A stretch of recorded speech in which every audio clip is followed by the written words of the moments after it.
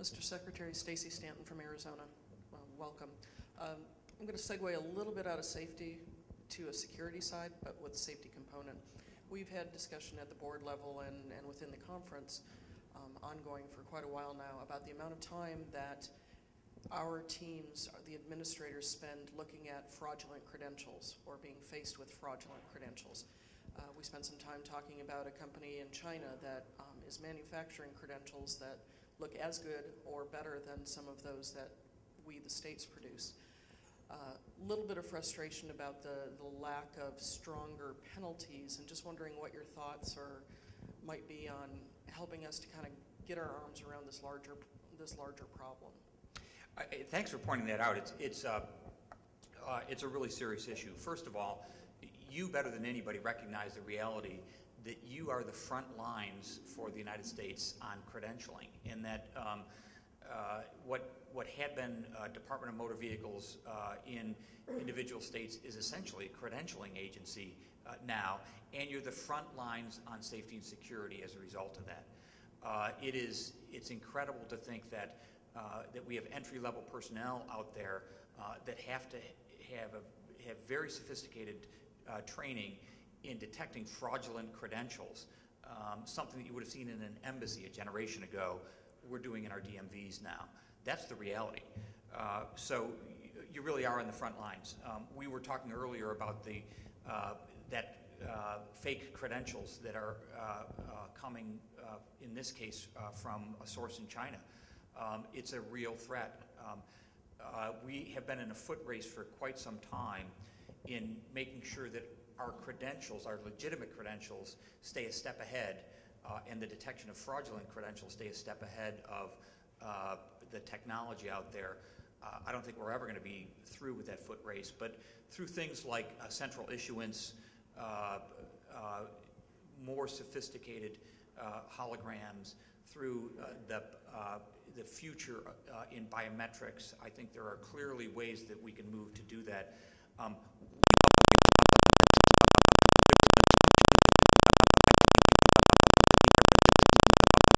States that a driver's license is legitimate, that it can't be easily counterfeited, that you have legitimately obtained it, and it's getting harder and harder to make that true.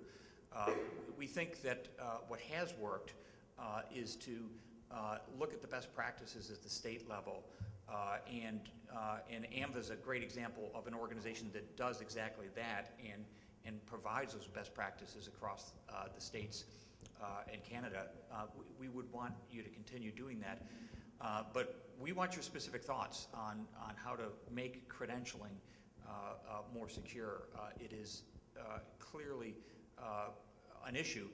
Once you have a driver's license, it's your passport literally to a lot of other credentials that allow you to do a lot of things in society that you may not be able to legitimately do. Good morning. Deb Hilmer from South Dakota. And I'd like to kind of maybe switch some of the conversation a little bit. As you all know, all of the member jurisdictions within this room are looking at efficiencies in how we do business and processes within our own jurisdictions.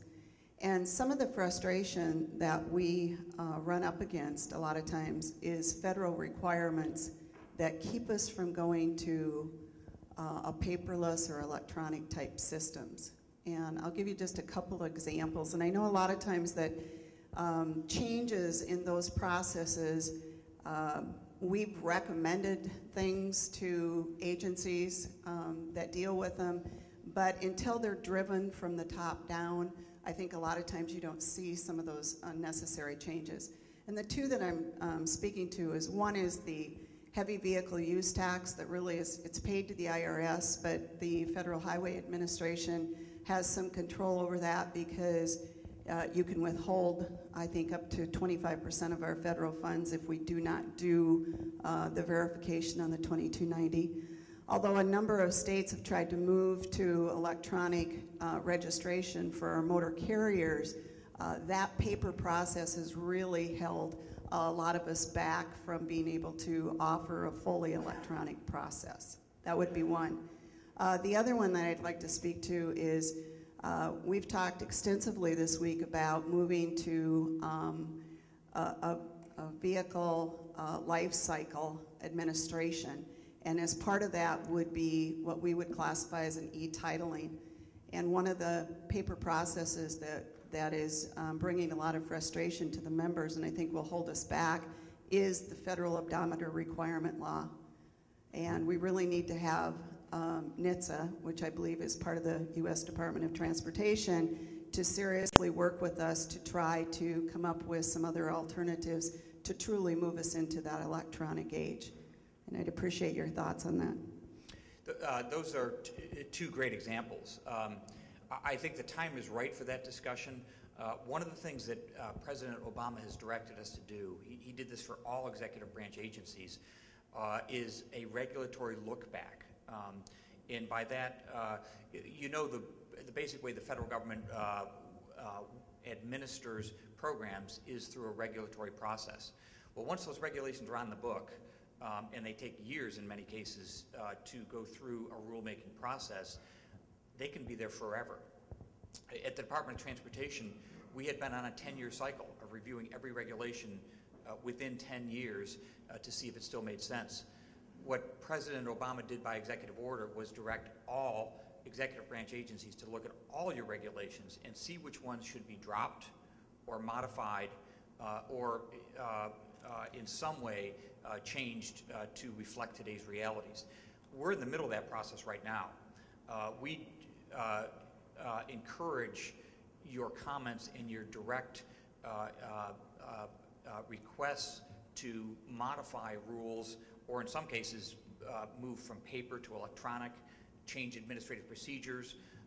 Now is exactly the time to do that. The idea is we all are going to have to be more efficient and effective. We're going to have less dollars, not more, but we still have to up the safety bar at the same time. So we're in the middle of that regulatory look back right now. If you'd like us to add that to the agenda, we should have a discussion after this. I'd be happy to. Secretary Picardi. Harold Smith with the Oregon Department of Transportation. In light of the recent passenger carrier accidents, what efforts are being made to conform the passenger carrier hours of service to conform more like the property carrying hours of service? Well, Ann Farrow is obviously the expert on hours of service, but we're going through that process right now as we speak. First, let me just spend a second on the enforcement side, because we are, with your help and with the help of our law enforcement partners throughout the nation, doing targeted enforcement right now. In the longer term, on the rulemaking side, we need to make sure that the hours of service provide for both motor coaches and for trucks, provide for rested drivers who can skillfully operate those vehicles. We are trying to take a data-based approach to that and have the data drive that discussion. We're pretty far along in those discussions, but I think Ann could probably elaborate on that. First, the research that we've been doing with regard to passenger carriers and fatigue driving by passenger carrier drivers, and we're going to be presenting it to the Motor Carrier Safety Advisory Committee at their meeting in December, starting with a preliminary at their upcoming meeting at the end of August. So we're looking to that advisory committee, which is representation from every sector and stakeholder, safety to motor carrier to motor coach to insurer, to law enforcement, to help us frame what questions we should be asking and how to take the first sort of step into crafting revised hours of service for passenger carrier drivers. So the great timing on the question, and I hope you'll stay tuned as more pieces come out on that discussion through the advisory committee. And thank you again for your leadership and enforcement inspection work on passenger carriers. It's really making a difference.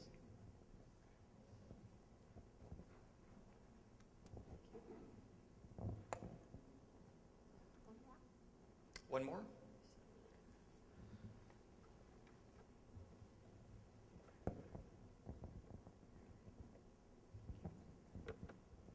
Mr. Secretary, I'm Pat McCormick with Minnesota. In Minnesota, we're doing a mileage-based user fee pilot program, and our Division of Driver and Vehicle Services is part of Department of Public Safety, but we would be the ones that would be working in terms of collecting the fees that would be part of that process. And I was just wondering what the departments and your thoughts are on looking at various additional funding streams to be able to support transportation and safety initiatives.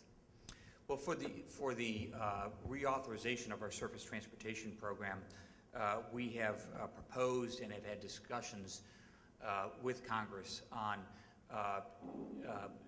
potentially closing some tax loopholes as part of that. We think that the first step is an agreement on the kind of program we should have, and that's the discussion that you see going on right now, which would include the scope and size of the program. From there, again, in a bipartisan way, we think there should be a discussion about how to adequately fund that. The administration has proposed some revenue sources for discussion, including closing tax loopholes, but we think that discussion has to be with Congress in a very bipartisan way. So we're very hopeful that that's the course that it'll take. I would point out the bottom line is transportation is an investment in the future, and the data shows that. I think we all intrinsically understand that, and the discussion needs to be about what kind of future and future economy we want in the United States, and that will in turn drive what size of a program we need. Thank you all.